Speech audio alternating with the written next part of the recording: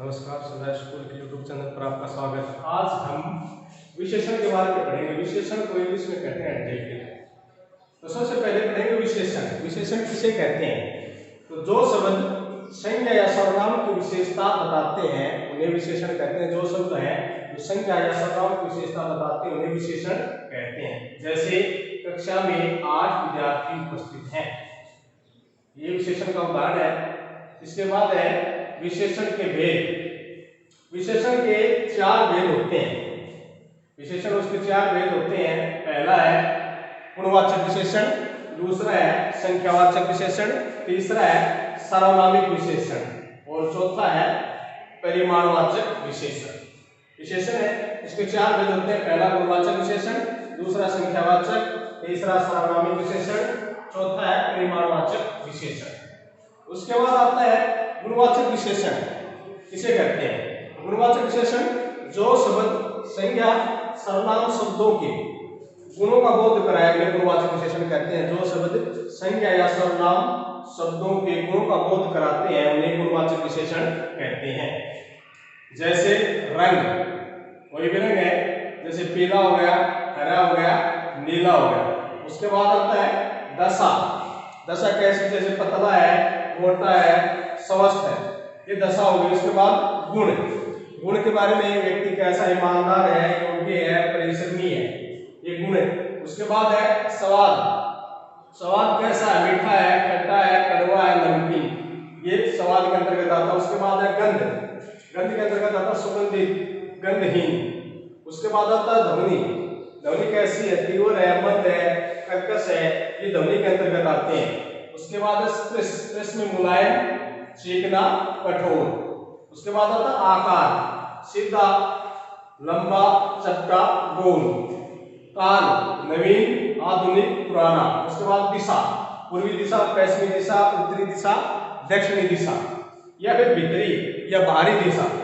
उसके बाद स्थान। स्थान में कैसा है? भारतीय, देशी, विदेशी, जापानी, जो कैसा स्थान है वो स्थान। उसके बाद आता है अवस्था। अवस्था में कैसा है? बूढ़ा है, जवान है, तरुण है, प्रौढ़ है, युवा है, तरंगा है। उसके बाद है संख्यावाचक विशेषण। दूसरा है संख्यावाचक विशेषण किसे कहते हैं? जिन शब्दों से संख्या सर्वनाम की गणना, संख्या या अंकों का बोध हो उन्हें संख्यावाचक विशेषण कहते हैं। संख्यावाचक विशेषण जिन शब्दों से संज्ञा सर्वनाम की गणना, संख्या या अंकों का बोध हो उन्हें संख्यावाचक विशेषण कहते हैं। जैसे रमेश कक्षा में प्रथम आता है, तो प्रथम यहाँ पर क्या हो गया? संख्यावाचक हो गया, संख्या का बोध करा रहे हैं कि वो रमेश कक्षा में प्रथम आता है। उसके बाद है संख्यावाचक विशेषण के भेद। तो संख्यावाचक विशेषण के 2 भेद होते हैं। पहला है निश्चित संख्यावाचक, दूसरा है अनिश्चित संख्यावाचक। निश्चित संख्यावाचक में क्या होता है? संख्या क्या होती है? निश्चित होती है। जैसे 40, हर वर्ष, दर्जन। जैसे मुझे 40 रुपये चाहिए तो क्या होगा? 40 क्या है? निश्चित है। हमारे गांव में हर वर्ष मेला लगता है, हर वर्ष क्या है? निश्चित है। मुझे 1 दर्जन केले चाहिए तो दर्जन क्या है? निश्चित है। ये निश्चित संख्यावाचक विशेषण के उदाहरण है। उसके बाद अनिश्चित संख्यावाचक विशेषण। अनिश्चित संख्यावाचक विशेषण में संख्या क्या होती है? अनिश्चित होती है।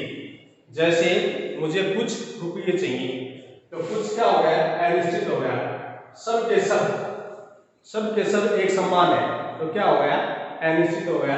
मुझे थोड़ा सा दूध चाहिए तो यहाँ पर थोड़ा सा क्या हो गया? अनिश्चित हो गया। अनिश्चित संख्या का बोध करा रहा है, इसलिए क्या हो गए? अनिश्चित संख्यावाचक विशेषण हो गए। उसके बाद तीसरा है सार्वनामिक विशेषण। सार्वनामिक विशेषण क्या होता है? सार्वनामिक विशेषण जो सर्वनाम शब्द संज्ञा से पहले आकर, जो सर्वनाम शब्द है वो संज्ञा से पहले आकर उसकी विशेषता बताते हैं उन्हें सार्वनामिक विशेषण कहते हैं। जो सर्वनाम शब्द है संज्ञा से पहले आकर उसकी विशेषता बताते हैं उसको सार्वनामिक विशेषण कहते हैं या संकेतवाचक विशेषण भी कहते हैं, उसकी तरफ संकेत करते हैं। जैसे यह मेरा स्कूल है तो यह की तरफ संकेत है, तो यह क्या होगा? सार्वनामिक विशेषण हो गया। वह मेरा भाई है तो वह क्या होगा? सार्वनामिक विशेषण हो गया। कोई कोई तुमसे मिलने के लिए आया है, तो कोई क्या होगा, संकेत होगा उसकी तरफ, सार्वनामिक विशेषण होगा, संकेतवाचक ही होता है। उसके बाद किसी, किस, कौन, किसने, जो, वही, जिस आदि ये क्या है, सार्वनामिक विशेषण के उदाहरण है। उसके बाद अंतिम है परिमाणवाचक विशेषण। चौथा पार्ट है विशेषण का परिमाणवाचक विशेषण किसे कहते हैं, जिन शब्दों से संज्ञा, सर्वनाम की मात्रा या माप, तौल, संधि, विशेषता का बोध उन्हें परिमाणवाचक विशेषण कहते हैं। जो विशेषण जिन शब्दों से संज्ञा या सर्वनाम की मात्रा या माप, उसको मात्रा होती है या फिर उसको मापते हैं, तौल, संधि, विशेषता का बोध होता है, उसे परिमाणवाचक विशेषण कहते हैं। परिमाणवाचक विशेषण के दो भेद होते हैं। एक तो निश्चित परिमाणवाचक विशेषण, निश्चित परिमाणवाचक विशेषण में संख्या निश्चित होती है। दूसरा अनिश्चित परिमाणवाचक विशेषण में इसमें संख्या क्या होती है, अनिश्चित होती है। निश्चित परिमाणवाचक विशेषण जैसे होगा 2 लीटर दूध ले आना, तो यहाँ पर 2 लीटर दूध क्या हो गया, निश्चित हो गया। 2 लीटर है तो क्या है, निश्चित मात्रा का बोध करा रहा है, परिमाण का बोध करवा रहा है।